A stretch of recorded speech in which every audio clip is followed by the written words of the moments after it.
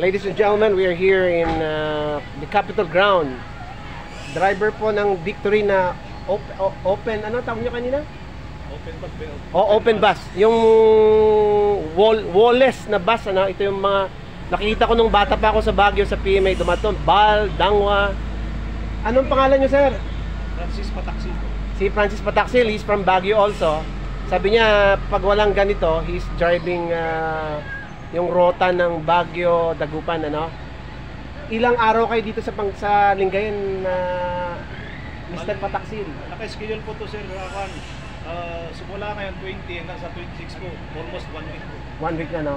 So, ito, hindi na talaga ito yung vintage, ano? Ito ay gawa na ng Nissan, ano? Remodel po to. Remodel. Pero nung mga 1960s, 1970s, anong mga makinang ginagamit nung Victory na nagbibiyahe ng Olongapo, Baguio? Ang alam ko po, usually po alam ko talaga, ito po, yung mga bus po nun, mga international po. International, US yan, ano? Perkins po yung makina nun. Anong makina niya? Perkins po. Perkins. Per. Perkins, US made, ano? International. Nakita ko yung international nung nagtatrabaho sa PMA, yung Pilex ba yun? Yung galing sa itaas? International yung Peterbilt. Peterbilt. Oo, yan nakita ko. May mga malalaking dump truck. US din yun. US din yun. Kaya Ano? po yung binili ni Pangilinan po yung Pilex. Hindi sila nakabili ng Peterbilt kasi mahal. Kaya... So ibig sabihin nun, wala na yung mga Peterbilt Meron na... po, pero mahal po. So nag-Japan na sila ngayon. Nag-Volvo po sila. Germany, matibay pa Kasi rin. yung Volvo, yung Peterbilt, katumbas niya is dalawang Volvo. Oo, kasi nakita ko yun. Sabi ko, nung nagtrabaho ko nung late 1980s sa PMA, dumadaan doon sa harap eh. Opo. Peterbilt. Maingay pa yun, no? Doon po ako lumaki. Doon po Ah, tayo sa napanganak Pilex. sa Pilex. Maraming taga-Pangasinan doon sa Pilex. Opo. Nakikita ko nga yung iba rito. Oo, mga kasi during that time, ang Pilex ang nag-generate ng trabaho kasi big mining company. Opo, ang pinatay po ito ni Henry Primo. Henry Primo. So doon sa bundok sa Pilex, familiar sa iyo yung mga Pangasinan na salita, no? Nadidinig mo. Medyo na may naiintindihan naman po ako. Napunta rin ako doon sa Pilex. Magbabasketball yung PMA, sasama ako. Empleyado ako sa dati. Mataas yun kaysa PMA. Opo, bali parang elevated na rin po sa utak. Merong SLU doon, no? May hospital. SLU na high school. SLU po, St. Louis Felix. St. Louis Felix. Doon po libre lahat. Oo. Yung Felix magpapaaral. Si father niya siguro doon. College na lang po. Doon nagtatrabaho sila father niya, no? Dati po driver van, service driver naging van, Peterbilt na rin. Grabe, no? Matagal na kasi hindi na ako nakabalik ng Baguio na doon sa bandang PMA. Umalis kasi ako noong 1990. So wala na pala yung Peterbilt, pinalitan ng Volvo, ano? Pinalitan lang. Pero matibay pa rin. Matibay po talaga. Germany pa rin. Ayaw ni Pangilinan ng mga Japan, ano? Kasi sinubukan na lang yung mga Isuzu, hindi kinaya yung tailings. Bibigay, ano? Hindi kinaya yung tailings. Oo.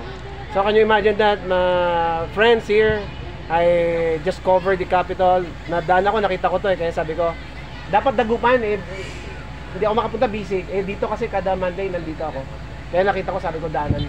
So nice meeting you ulit. Anong first name ni Mr. Pataxil? Francis po. Francis, thank you Francis ha. Invite mo ako sa Facebook para makita mo to. Ipopost ko to.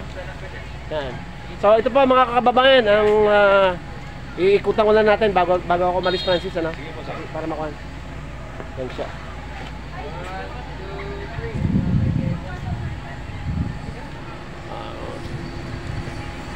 Hindi na siya US made truck, ano? Pana siya.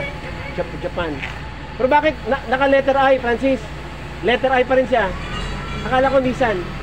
Apay nga letter I. Ayan po sir, yung... Di ba akala ko Nissan ang makina nito? International intent, itong ulo po kasi original po to.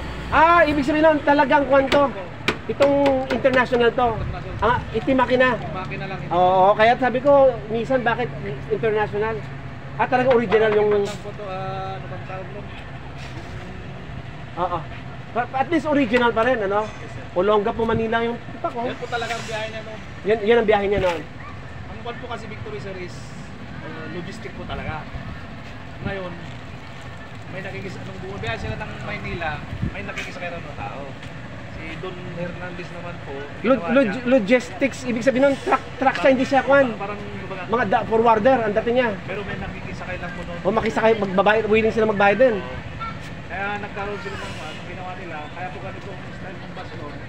Bagahe po sa taas, tapos dito sa likod, pasayro na po. Oo.